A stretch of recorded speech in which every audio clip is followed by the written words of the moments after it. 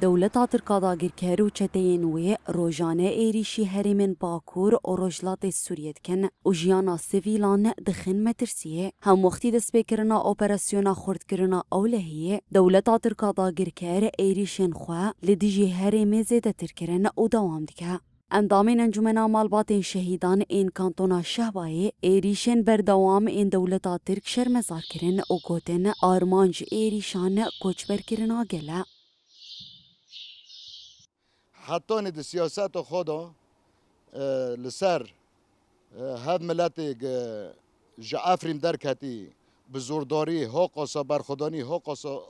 و شهادت چه بین جبرگو ما جعفرین درخن پیچ حکمت سوریه جته داره هد کس دهاتن البداره حکمداری دکن و هف شر بره و دبن گشتی شور خواه کن لسر و گلی انسان سویل انسان سبی حیاه ور نکنه زور که خودی بکه لسر و اساسه و شر سرته بکرن هف شر مکنجی تکرن گماجیج و درج منطقه شهباجی ما بدر بخینن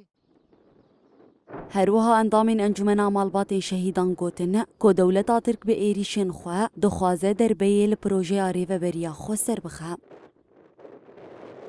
پروژه کردم سرکوه پروژه اداره ذاتی بسرکوه لان اداره ذاتی جی ها چقو مکونات هنا جينا في خدا دحاوينا دردكه وكافيه دحسبنا برتي قالوا دحسبنا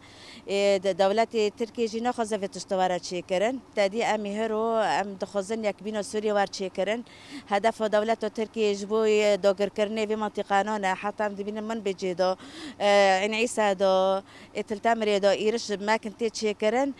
تم دخوزه يعني هرو ام تنايبك